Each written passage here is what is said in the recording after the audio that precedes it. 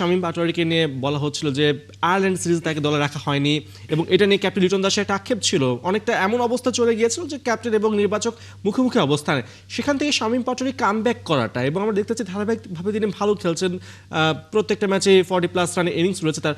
এই মানে ঘুরে দাঁড়ানোটা কতটা টাফ হয়ে থাকে একজন ক্রিকেটারের বেলায়?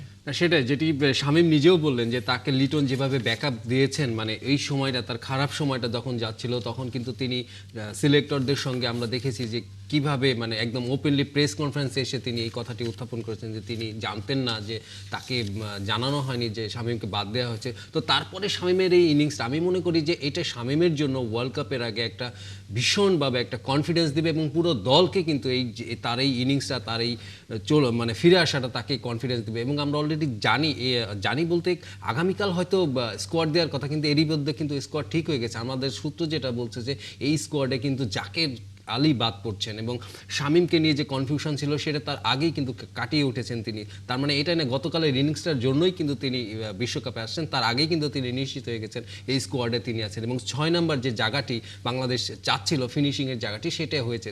তবে যদিও শামীম ম্যাচটি জেতাতে পারেননি, ম্যাচটি জেতাতে পারলে হয়তো ভালো হতো। এবং তিনি যে আস্কিং রেটে যখন নাকি দলের 15 থেকে 14 রান এরকম আস্কিং রেটে, কিন্তু তখন তিনি ঝুঁকিটা নিয়েছেন। ঝুঁকিটা তিনি যদি আগে নিতে পারতেন, যখন 10 থেকে 11, তখন হয়তো, এবং ম্যাচটি যদি তিনি জেতাতে পারতেন, আমি এখানে 100-এ 100 তাকে মার্কস দিতাম।